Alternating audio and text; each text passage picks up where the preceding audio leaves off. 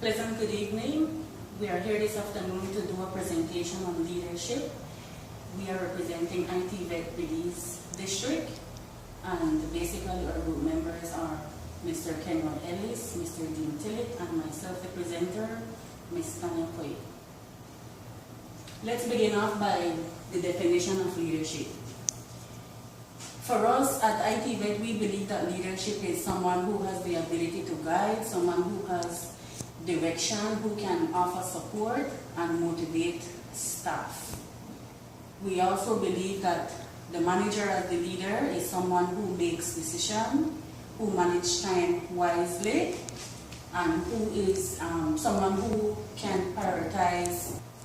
We have different types of leadership style. We have the autocratic, we have the democratic, the laissez-faire, the charismatic, the bureaucratic, and the transactional leader.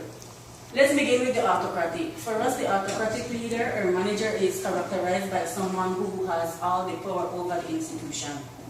In this case, the manager does not consult with staff and rarely accepts advice from his staff. The staff is expected to obey orders without any type of explanation or feedback. And it's a set of rewards and punishment that is structured in the institution. It is a very unpopular style, and staff develop some resentments. Democratic leadership style. This type of leaders or managers encourages the staff to play a role in the decision-making process. They keep staff involved with everything pertaining to the organization. Discussion and feedback is classified as important to these type of leaders. They recognize and encourage achievement, encourages staff to grow and be promoted on the job. Laissez-faire. Basically, freedom is given to the staff whereby the leader or manager provides little or no direction. Power is given to the staff. They determine goals, make decisions, and problem solve alone. This style is only effective when the staff is experienced, very skilled, educated, and if they have opportunity to use outside experts or consultants. Charismatic leadership involves creating a self-image so powerful that people are naturally drawn to you. Relies on the charm and persuasiveness of the leader. Charismatic leaders are driven by their convictions and commitment. Charismatic leaders are noted for their ability to inspire and motivate staff to perform at high levels. Transactional leadership style. Used by the book approach, ensuring staff work within the rules. The manager promotes compliance by staff through both rewards and punishments. This type of leadership works best with staff who know their jobs and are motivated by the reward penalty system. Alright, now we look at the impacts of leadership styles on ITVET Belize. At our institution, we have seen a combination of different leadership styles, with the dominant style being democratic and laissez-faire being the least. The advantages, two advantages of the democratic style are the culture that has been created here at ITVET is one that promotes feedback from staff and teachers, which helps us to maintain good team efforts and interpersonal relationships. Staff is directly involved in many of the decisions, which is good. They participate actively during meetings, summer planning periods, unit team committee meetings, and school-related activities and sports, which contributes to the uniqueness of a healthy school environment. Now let's look at two disadvantages of this leadership style.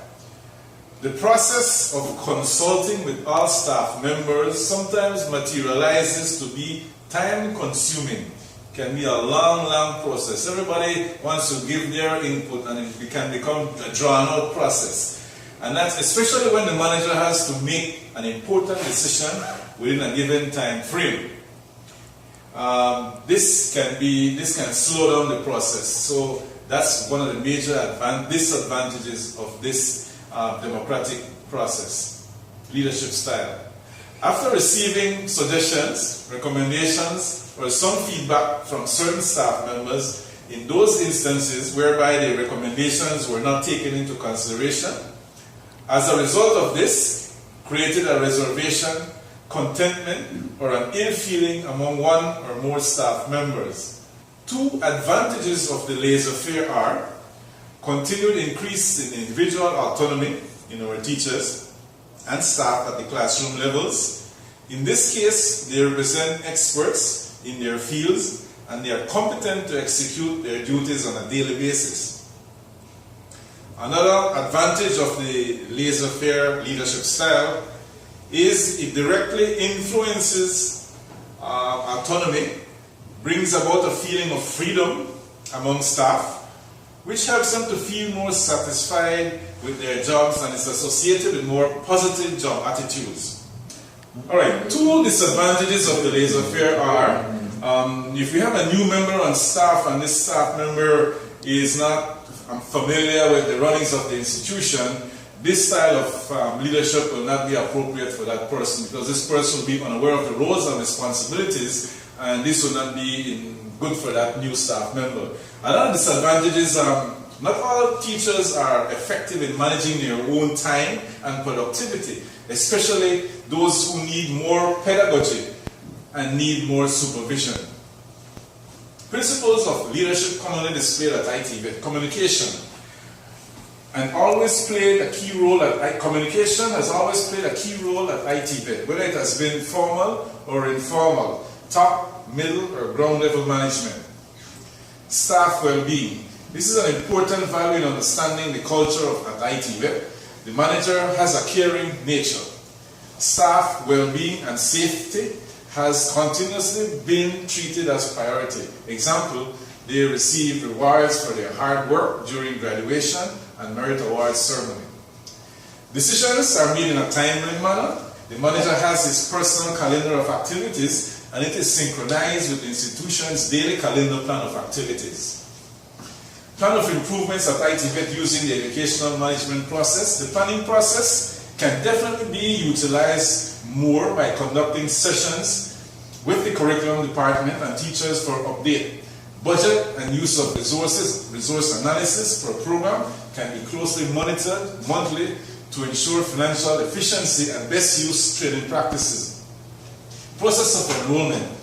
Process of enrollment always needs careful attention to properly prepare for the new training year. Admissions officer will continue to receive support as needed. As a staff, we have consistently identified a need to revisit the recruitment policy.